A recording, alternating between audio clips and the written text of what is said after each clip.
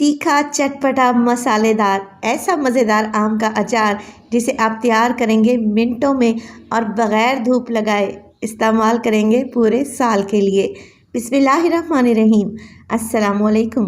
खुश रहें, आबाद रहें, जहाँ भी रहें, हैप्पी रहें और हेल्दी रहें। तो मैं हूँ फ़ाइज़ा और वेलकम करती हूँ आपको चटपटे पकवान में। तो आम का सीज़न है और मार्केट से अच्छी फ्रेश कैरियाँ मिल रही हैं। तो आज मैं आप लोगों के लिए लाई हूँ बेहद टेस्टी और हम सबका फेवरेट अचार की बिल्कुल नई और टेस्टी रेसिपी, जिसे आप देखते ही बनाना चाहेंगे इंशाल्लाह। रेसिपी को एंड तक देखें, अच्छी लगे लाइक कर दें और चटपटे पकवान को सब्सक्राइब भी कर लें। तो चलें जल्दी से रेसिपी स्टार्ट कर लेते हैं। तो झटपट और मिनटों में तैयार हो जाने वाले अचार के लिए हमें चाहिए होंगी फ्रेश कैरियाँ। 1 किलो ले ली है मैंने और अच्छी फ्रेश वाली आप लोगों ने लेनी है, जो थोड़ी सख्त रहनी चाहिए। चलें जी, अच्छे से धो लें और ऊपर का टॉप निकाल कर इसे 2 हिस्सों में डिवाइड करें। अब देखें, जो इसमें गुठली निकल रही है वो बिल्कुल सॉफ्ट सी है। बाज़ आम या कैरियाँ ऐसी होती हैं जिसमें गुठली पक जाती है और काटने में बड़ी ही मुश्किल पेश आती है। तो कोशिश करें ऐसी कैरियाँ लें जिनमें से गुठली सॉफ्ट वाली हो। अब आप लोगों ने इसकी कटिंग करनी है। कटिंग कुछ इस तरीके से करेंगे जैसे हम आलू के फ्रेंच फ्राइज़ बनाते हैं ना, बिल्कुल वैसी ही कटिंग करेंगे।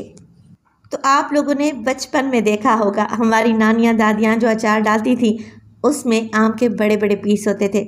आम के अचार की एक डली या एक पीस जब हम नहीं खा सकते तो वो प्लेट में ही ज़ाया हो जाता है।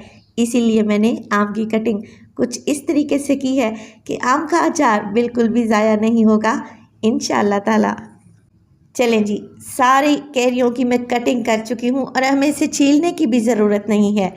यहाँ पर कैरी के अलावा मैं शामिल करूँगी 2 गट्ठियाँ हैं मेरे पास लहसुन की। अगर आप चाहें तो पूरा लहसुन भी डाल सकते हैं, यानी कि लहसुन के जवे मैं चॉप करके डालूँगी। अब कटी हुई कैरियों में डालूँगी मैं तकरीबन 2 टेबलस्पून के करीब नमक। अचार में नमक ज़्यादा रहता है तो 1 किलो कैरी ली है मैंने, जिसमें 2 टेबलस्पून नमक और हाफ़ टेबलस्पून मैं हल्दी शामिल करूँगी, जिससे कलर अच्छा आएगा। और नमक डालने की वजह से ये कैरियाँ फ़ौरन से नरम पड़ जाएंगी और अपना पानी छोड़ देंगी।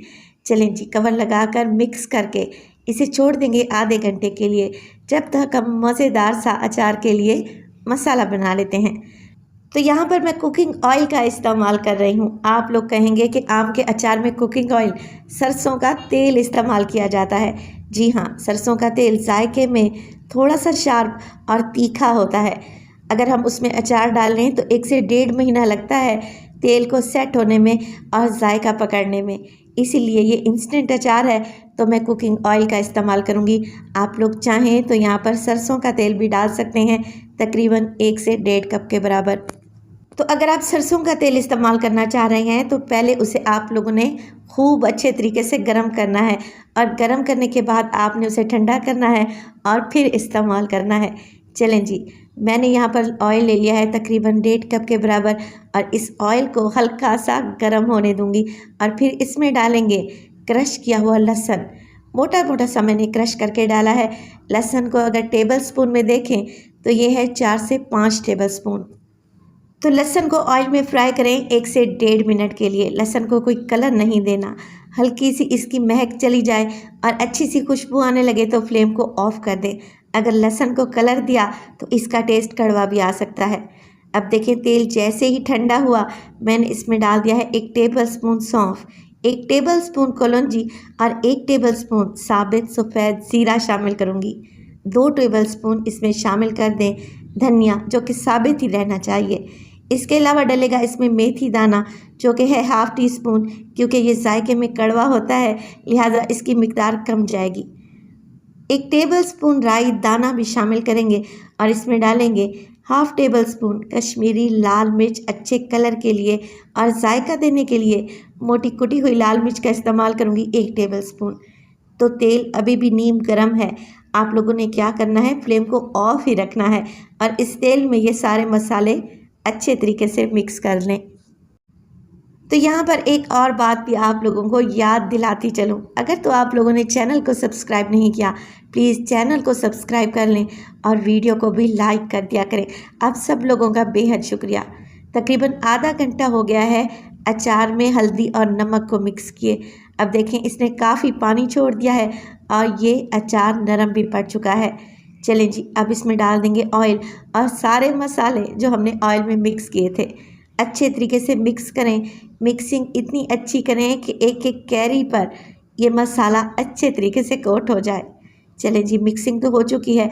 अब हमने इसे महफूज करने के लिए डालनी है एक ख़ास चीज़ और वो है सफ़ेद सिरका। 4 टेबलस्पून डालेंगे। 1 किलो की रेसिपी देने लगी हूँ आपको कैरी की।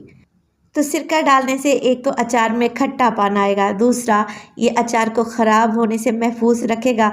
अचार में फंगस यानी कि फफूंदी भी नहीं लगेगी इंशाल्लाह ताला।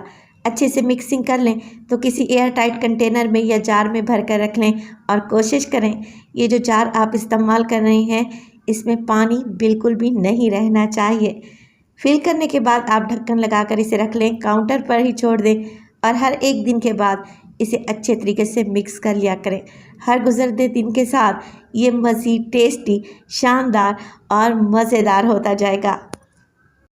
वैसे तो अगर आप इसे इसी स्टेज पर चख कर देखेंगे ना तो खाकर आपको मज़ा आ जाएगा, मगर मैं आपको सजेस्ट करूँगी कि आप इसका इस्तेमाल 1 हफ़्ते के बाद करें और हर दिन इसे उलटते पुलटते रहें तो बेहतरीन रिज़ल्ट आएंगे इंशाअल्लाह ताला। तो रेसिपी को ज़रूर ट्राई कीजिएगा। रेसिपी अच्छी लगे लाइक कर दें, चटपटे पकवान को सब्सक्राइब कर लें और अपने फैमिली और फ्रेंड्स में भी शेयर किया करें। अपना बहुत सारा ख्याल रखिएगा। फ़ाइज़ा को भी अपनी दुआओं में याद रखिएगा। मुझे दीजिए इजाज़त, टिल देन, अल्लाह निगहबान।